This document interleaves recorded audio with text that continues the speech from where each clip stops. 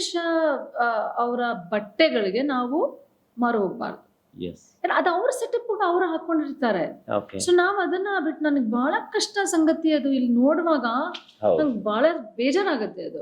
YONO, because ಅವರು perfect body maintain ಮಾಡಿ ಅದನ್ನ ಹಾಕೋತಾರೆ, ಅದರ ಚೆನ್ನಾಗಿ ಕಾಣುತ್ತೆ.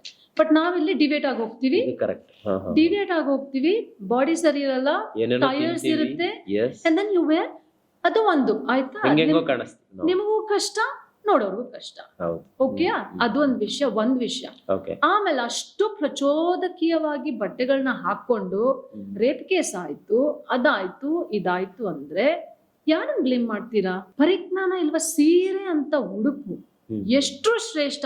ಹೆಂಗೆ ಅಂತಂದ್ರೆ it demands the respect. Indian culture demands the respect. ಇಂಥದನ್ನ ಬಿಟ್ಟು ಅವ್ರಿಗೆ ಪಾಪ ಅವ್ರಿಗೆ ಬಟ್ಟೆ ಹೊಲಿಯಕ್ ಬರಲ್ಲ, ಏನು ನಿಜವಾಗ್ಲು ಇಫ್ ಯುವರ್ ಟೇಲರ್ ತಲೆ ಮೇಲೆ ಎತ್ಕೊಂಡು ಕೊಂಡಾಡ್ತಾರೆ ನಿಮ್ನ. YONO, that's the talent. ಅವ್ರಿಗೆ ಗೊತ್ತಾಗಲ್ಲ ಸೀರೆನ ಎಷ್ಟು ಪ್ರೀತಿಸ್ತಾರೆ, ಎಷ್ಟು ನಮಗೆ ಇಷ್ಟು ಕಲರ್ಫುಲ್ ಡ್ರೆಸ್ ಇದೆ, ಎಲ್ಲದನ್ನ ಬಿಟ್ಟು ಆತರ. ಫಸ್ಟ್ ಆಫ್ ಆಲ್ ಅದು ಆರೋಗ್ಯಕ್ಕೂ ಒಳ್ಳೇದಲ್ಲ. You wear the tight fitting dresses, cotton, linen, silk. ನಮ್ ಹೆಣ್ಮಕ್ಳು ಸಿಲ್ಕ್ ಸಾರಿ ತಾನೇ ಹಾಕೊಳ್ಳೋದು. ಏನೇನೋ ಬಹಳ ದಿಕ್ಕು ತಪ್ಪಿ ಹೋಗಿದೆ. ಅದು ಮಾಡಬಾರ್ದು. ಅದು ಅರಿವಿರ್ಬೇಕು, ಗೌರವ ಇರಬೇಕು ಫಸ್ಟ್.